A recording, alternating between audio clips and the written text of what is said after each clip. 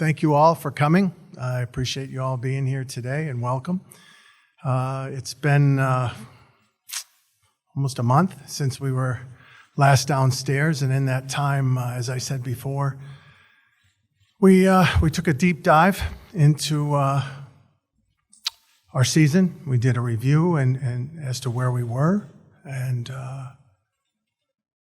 the state of our organization and our team and where we were headed. As part of that, we took a little break. It was a little raw. I don't know how many of you were here that day, but it was a little bit of an awkward press conference for me. I remember I was sort of in a daze, but we took a little time, and then we started with an internal process, and at one point we decided it was incumbent upon us and prudent to turn to the outside and talk to a few people. And when we spoke to Paul Maurice, it was overwhelming that this was the man to be the real fit. It was a fit to take us into the challenges that are ahead of us moving forward as we move forward to ultimately to what our goal is. So without further ado, I introduce Paul Maurice. Thank you. Thank you, Bill. Hello, everyone. First, a heartfelt thank you to Mr. Viola, his family, and certainly Bill and his wonderful family for this opportunity, and not just the opportunity, but making me and my family feel so very welcome here in Florida. Over the last couple of days, you start to process some of these. I've been in the league a long time, but I've been very, very fortunate. I've really spent the vast majority of my time with two teams. And Bill just used the word fit, which is so appropriate for that time span. You know, Mr. Peter Kermanis Jr. in Carolina, along with Jim Rutherford, 13 years there, and Mr. Mark Chipman and his wonderful family, David Thompson and Kevin Cheveldayoff, that whole management group. And it was always the right fit, and that's the sense that you're looking for as a head coach. So Bill and I hadn't met before prior. Certainly we have, I wouldn't know, players and people in the organization that I know very, very well. And it's, I don't know, maybe the first 15, 20 minutes, you feel it. You feel that fit here. And so it's been a great experience for me. The interview process was wonderful. I don't know how much time you spent with Bill, but he can jack you up about hockey in about 15 minutes, right? So I'm in a lather an hour into the meeting and ready to go.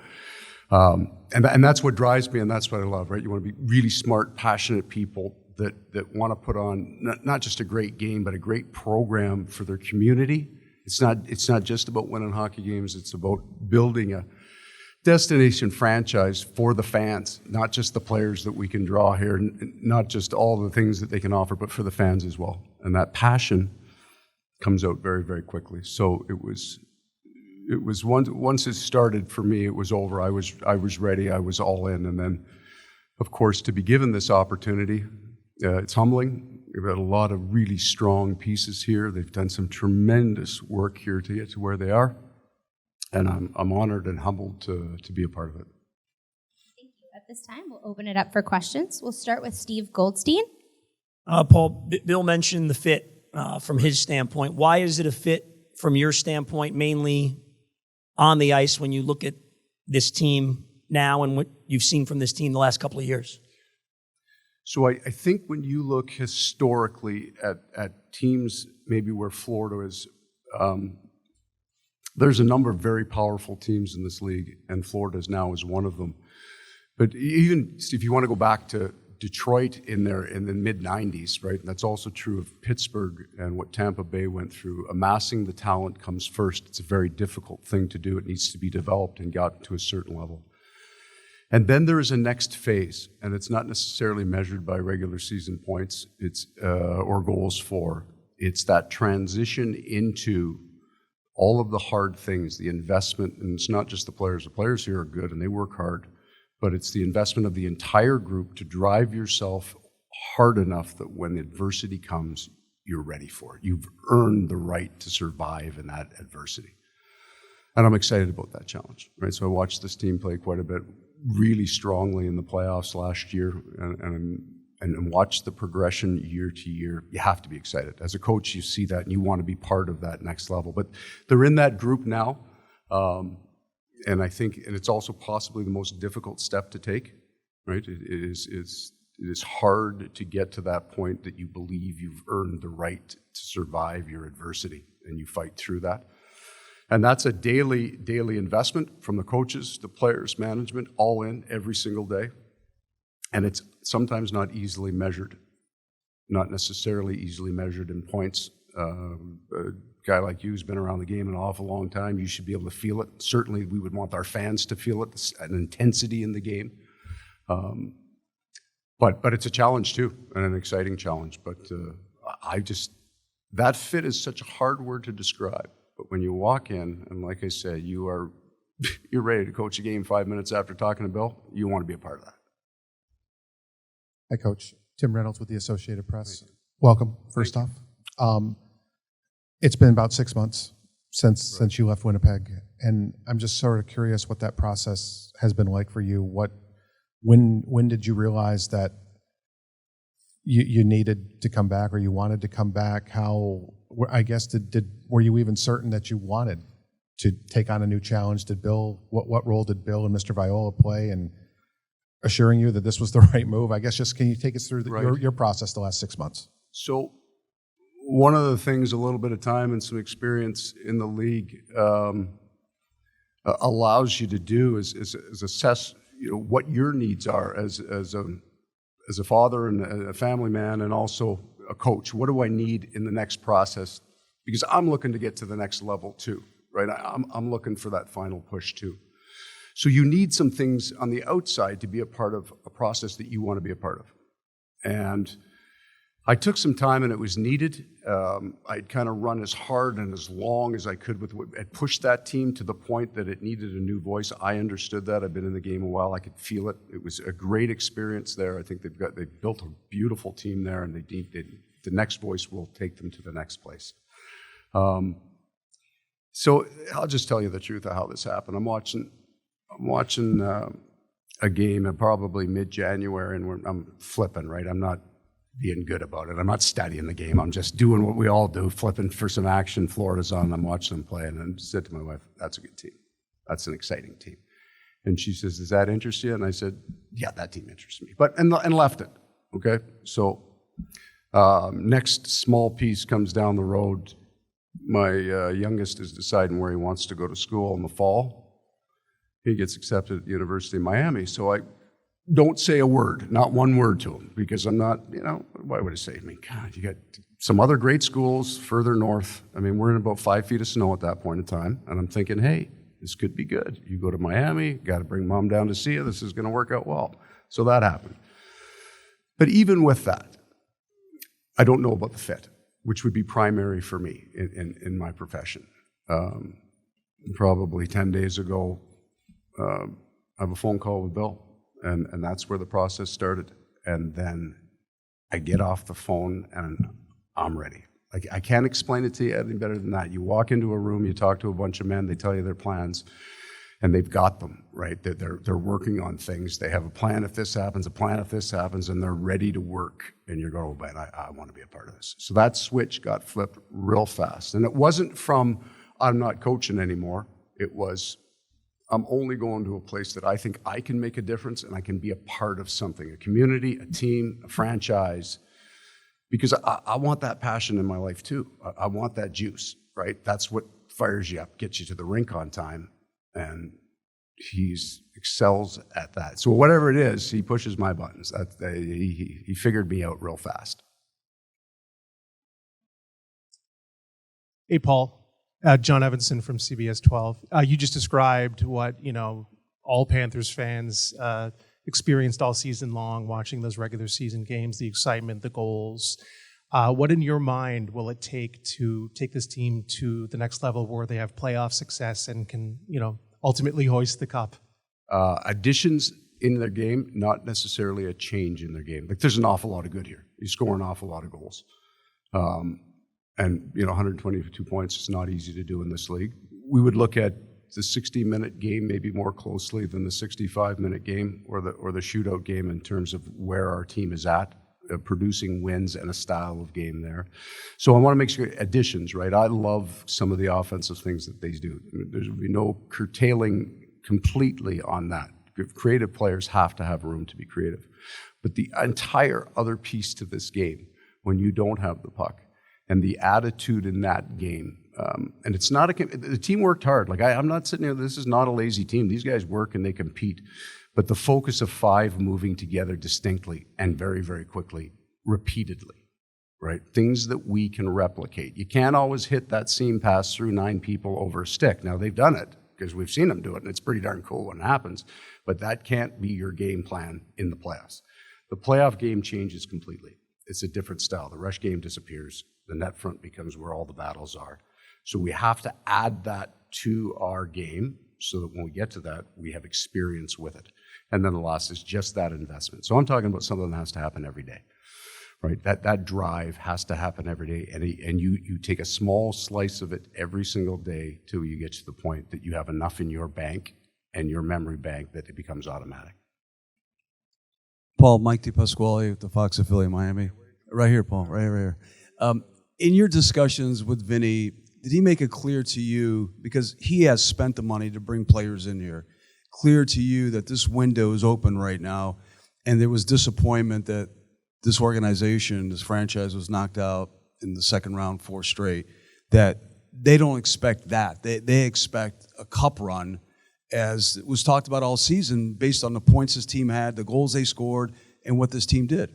So my conversations with Mr. Viola were not specific to the hockey. It was about the general direction of the team and where he wanted to go, and you're right. So we know by actions the money's been spent, the investment's been made. He's all in on this and wants to win.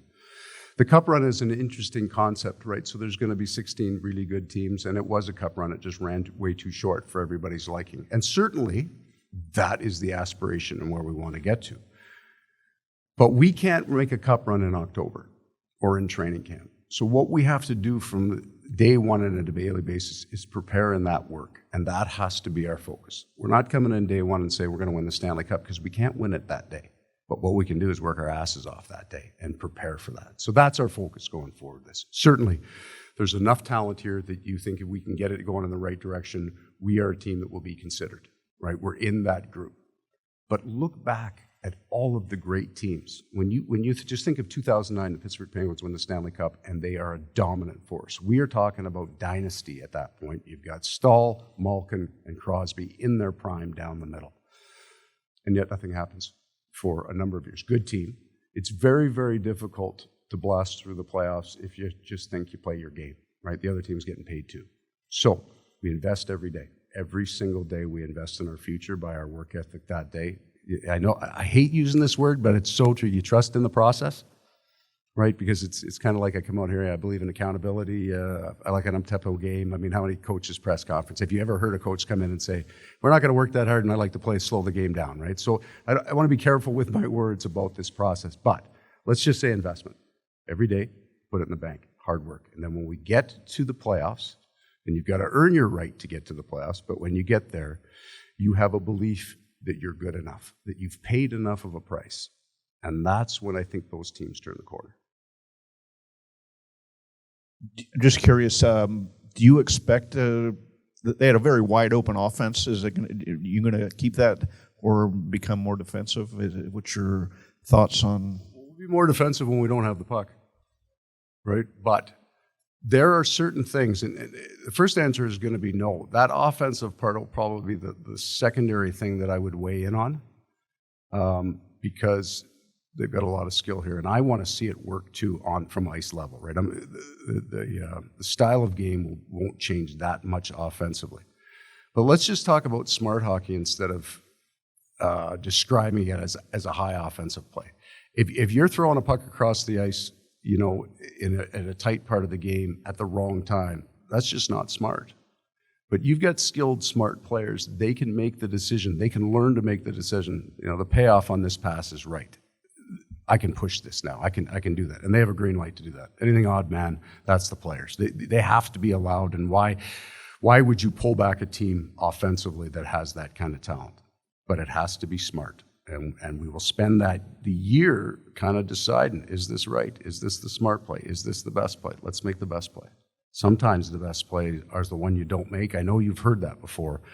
But I would say that truly confident offensive players, when they're at their peak, cut plays off more often than you think. They don't make the play. It's not they go down and they get 100 opportunities, and that's why they got 60 points in 40 games. It's they make the right play. And they are willing, and they're willing actually to score a little bit less for the more team wins. Take those plays out. If you score on them, God bless you. But let's not make plays that aren't smart. David Wilson from the Miami Herald. First of all, Paul, welcome to South Florida. Thank you. I actually have one for Bill. Obviously, a lot of experience for Paul, and that's a contrast just with Bruno getting thrust in as a first-time head coach last year. Just how important was that in the coaching search, looking for someone who has a wealth of experience, and how do you think that can manifest and help this team? Yeah, when I arrived, obviously Joel had a lot of experience when I got here, and not to kill this word, but it's a very accurate and applicable fit, right? And kudos to Bruno for taking charge of the ship and leading this team and getting us through the year, as was the case when I got here, with Joel, with the experience with this team and this group, and then looking forward to what we see on the horizon, the challenges that we're going to face with our cap, with re-signing some of the guys and trying to get this moving forward and achieve the next level. Experience is paramount. Yeah.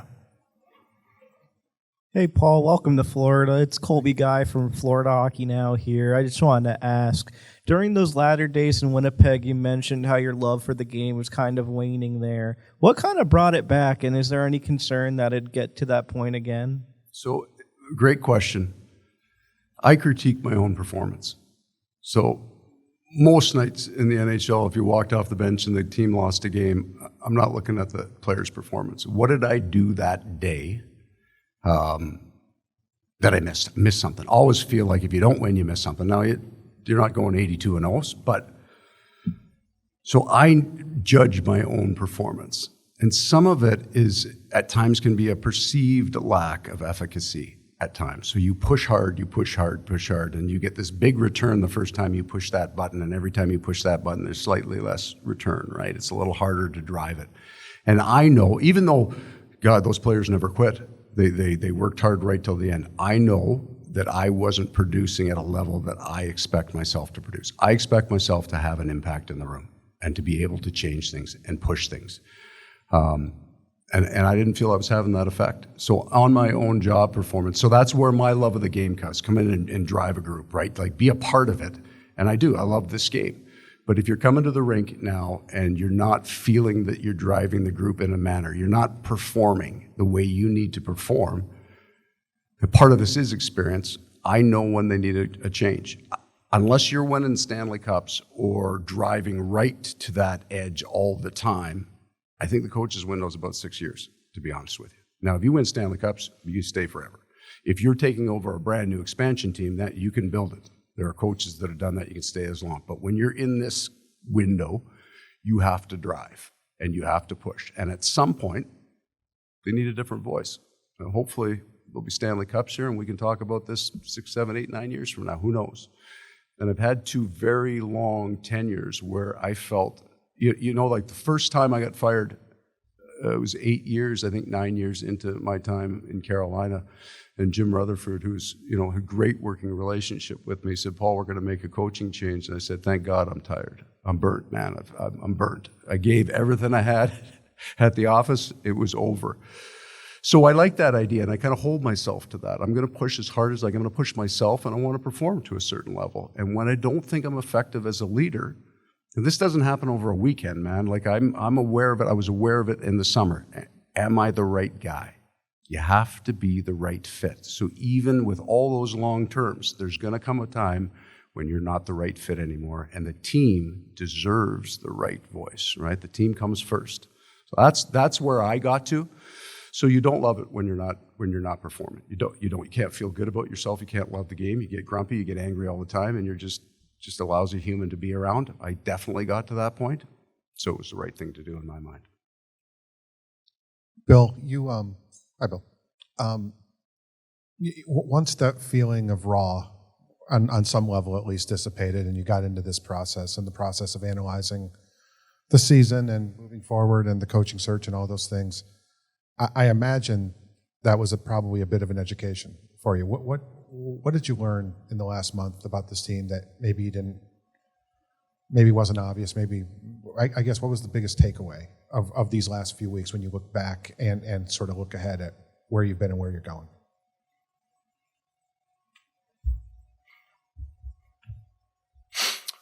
Yeah,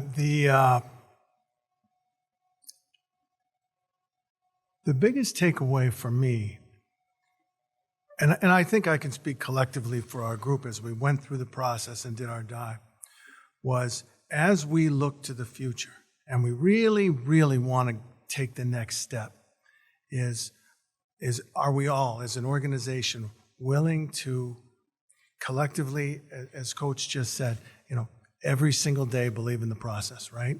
And it starts with us, right? You have to, every single day we have to work. You can't take for granted, we're having this success, we're so good, we have to keep going, we have to keep going. And part of that is looking at the horizon, right? And we need to prepare, and we need to be ready, and we have to anticipate, where are we headed right now? I think that's the biggest takeaway for us. And so that's where I really believe that Paul has you can tell the special enthusiasm, his experience in hockey, that we're going to have some challenges this year, and I think that this is a great fit for us to move forward and take them head on. Any additional questions? Hey, Bill, I just wanted to touch base on this quickly since we didn't get to ask you last month. Were there any kind of severe injuries? I know Mason Marchment was dealing with something for the majority of the playoffs there, but did any of the guys need surgery, or what was going on there? I think Mason is he's back to, I think he's 100%. If we were playing hockey right now, I think he'd be playing. And no, I'm trying to be just, if there's no major surgery for sure. Then trying to think, someone might have gone to the dentist, or I think Anton had his tonsils out. I'm serious, yeah. And he did, actually. But I mean, that for an adult, that's relatively serious, so yeah. Paul, since the word of the day seems to be fit from everybody, why are you a fit here? What do you bring? What's your skill set that this team needs? That's a really good question. It's almost as hard to describe as that word fit, but I think a perspective from the outside sometimes help. Somebody who's got maybe a bit of a historical perspective of the league and has seen teams very similar to this in the situation that they're at. That fit of a like mind with Bill in terms of the daily kind of work that has to go in, the daily communication. I like to talk to players, and I like to find out what's going on. I like to be involved in not necessarily their personal lives, but in their professional lives for sure. And I think I can put a staff and direct a staff well that we can be very productive. So that you won't find the 4 or 5 of us in the back office for a long period of time. We'll be in the room, teaching, monitoring, assessing, and then preparing. I think the ideas of the next step, they have to get on paper, then they have to get on the rink. You have to be able to translate these concepts into a specific on ice a plan, and I think I can teach well. I do think that I can get in front of a room and explain ideas and have players understand them, and certainly reach out to the players who don't. So I think that's where we're at. There's a lot of good things. Slightly different structure in our defensive game. Certainly an emotional intensity in our daily work, an excitement to come to work, be a heavily caffeinated group in the morning. And as the question prior, a love of the game. I have a tremendous love of this game, and I like to talk about it. And I think one day it was 10 hours, and probably covered every game that's ever been played. But it could have gone longer, right? So at the end, I would say I've just beat that question to death. I'll tell you what, I'll bring a passion to the game because I do love it.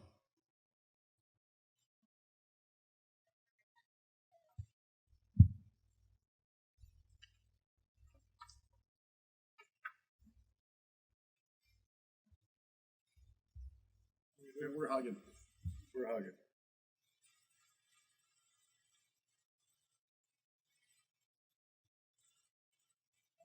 I think so. You guys all good back there? The shutters, you're right, your fingers are okay? Just get those ones you have to just hold and press, right? That's the fancy stuff. Thank you.